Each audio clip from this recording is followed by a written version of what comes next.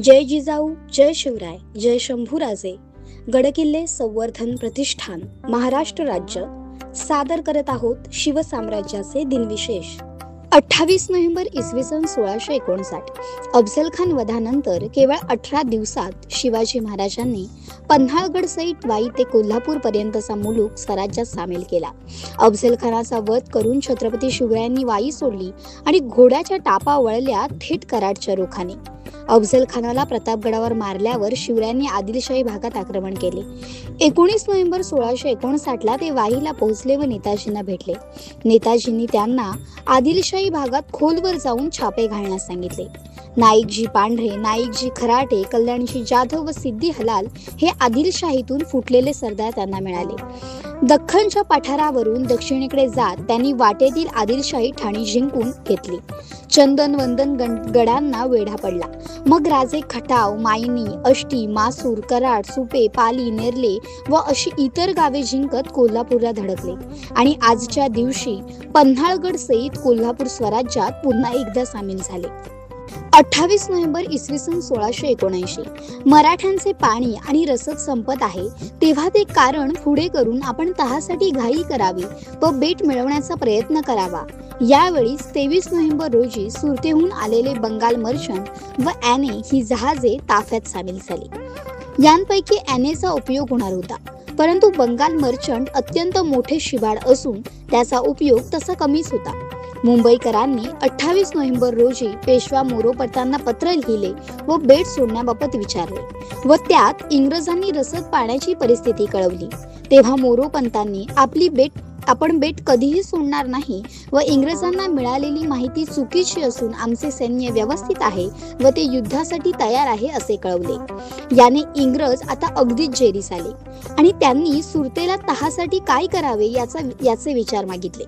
तसेच त्यांनी सुरतेला कळवले की वेढा असा सुरू ठेवायचा असल्यास आम्हाला अधिक पैशांची गरज आहे व सध्या तरी 5000 शेराफिन्स म्हणजेच 10 शेराफिन्स म्हणजेच 13 रुपये इतके पैसे त्वरित पाठवून द्यावे. जहाजांची संख्या वाढत असल्यामुळे खर्च वाढू लागला होता, परंतु यश मिळत नव्हते. सुरतकरही या प्रकरणाला वैतागले होते. त्यांनी तूर्त नाविक दल तसेच ठेवावे व कॅप्टन जॉन गोल्डबरो आणि कप्तान जॉन दानियल हे दोघे अनुक्रमे बंगाल मर्चंट व ॲनेचे कर्णधार होते. यांना छत्रपती शिवाजी महाराजांच्या मुलुखात हल्ला करण्यास पाठवावे, ज्याने त्याची शिबंदी इतर ठिकाणी विभागली जाईल व बेटाला पुरवठा खंडित होईल. या दरम्यान सुरतकर, राजापूरकर इंग्रजांच्या मदतीने बेट रोखून तह करण्याचा प्रयत्न करणार होते. दरम्यान 1 डिसेंबर रोजी खांदेरीला मराठ्यांचा एक लहान मचवा काही रसद घेऊन गेला. सिद्दी व इंग्रज यांना तो अडवता आला नाही. 28 नोव्हेंबर इसवी सन 1682. कल्याण भिवंडी ताब्यात आली तर मराठी मुलकात शिरणे सोपे जाईल या हेतूने औरंगजेबाने आपला मातब्बर सरदार हसन अली खान याला 14,000 सैन्यासह त्या भागात पाठवले. पण शंभूराजांचे ध्येयनिष्ठ सरदार या हल्ल्यांना समर्थपणे तोंड देत होते. कल्याण भिवंडी जवळच मेहंदळी गावात मराठ्यांनी मुघल ठाण्यांची लुटालूट केली होती. मुघल सरदार रणमस्त खान याला बहादूर खान ही पदवी मिळाली होती. तो कल्याणला आला तेव्हा मराठ्यांची 7,000 स्वार व 8,000 प्यादांची तुकडी कल्याण भिवंडीला गेली. ही बातमी कळताच खानही तेथे गेला व तिथे एक गढी तयार करून तेथले ठाणे त्याने मजबूत केले. तेथेच मराठ्यांच्या सैन्याची व रणमस्त खानाच्या सैन्याची लढाई झाली. 28 नोव्हेंबर इसवी सन 1723. या दिवशी सरदार पिलाजीराव जाधव यांनी वसईच्या गव्हर्नरला पाठवलेल्या पत्राची नोंद आहे. त्या पत्रात ते म्हणतात की माझे स्वामी छत्रपती शाहू महाराज यांनी मला किल्ले वसईवर स्वारी करण्याकरिता पाठविले आहे, तरीही मी संयम करतो. तुम्ही तुमचा एक दूत वाटाघाटी करण्यासाठी आमच्याकडे पाठवावा. सरदार पिलाजीराव जाधव हे ज्येष्ठ आणि अनुभवी सरदार असल्याने त्यांनी वसई प्रांतावर परत जाणार होते, म्हणून त्यांनी वाटाघाटीसाठी एखादा दूत पाठवण्याची सूचना केली. एकदम हल्ला केला नाही. छत्रपती शाहू महाराज यांच्या मागण्या पोर्तुगीजांनी मान्य केल्यास वसईवर हल्ला न करता ते वसईच्या गव्हर्नरला अशी त्यांनी विनंती केली होती, परंतु ती सूचना त्याने लक्षात घेतली नसल्याने सरदार पिलाजीराव जाधव यांना वसईवर स्वारी करणे भाग पडले. त्यांच्यानंतर सरदार दावलजी सोमवंशी यांच्याही फौजा पोर्तुगीजांच्या अंमलाखालच्या प्रदेशात घुसल्या.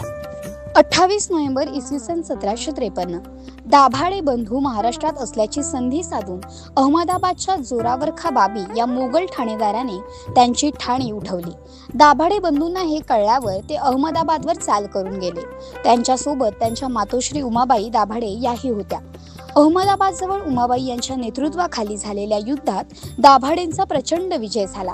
अहमदाबादच्या रणभूमीवरील पराक्रमाबद्दल थोरल्या शाहू महाराजांनी उमाबाईंना सोन्याचे तोडे देऊन त्यांचा सन्मान केला. तसेच हा सन्मान त्यांना परंपरागत करून दिला. सोन्याचे तोडे पायात घालण्याचा मान फक्त छत्रपतींच्या घराण्यातील स्त्रियांना होता. असा मान मिळवणाऱ्या सेनापती उमाबाई दाभाडे ह्या एकमेव महिला होत्या. सेनापती उमाबाई दाभाडेंचा अल्पशा आजारपणाने तळेगाव येथे मृत्यू झाला. महाराणी तारा राणी साहेब यांच्यानंतर मराठी शाळेतील नावाजलेल्या उमाबाई या पराक्रमी स्त्री होत्या. सेनापती उमाबाई दाभाडेंची समाधी तळेगाव दाभाडे पुणे येथे आहे. त्यांचा मृत्यू 28 नोव्हेंबर 1753 रोजी झाला. 28 नोव्हेंबर इसवी सन 1780 ठाणे आणि कल्याण घेतल्यानंतर आता इंग्रजांची नजर वळली ती वसईवर. दिनांक 16 ऑक्टोबर रोजी गॉडर्ड सुरतेहून मुंबईकरांच्या मदतीसाठी निघाला.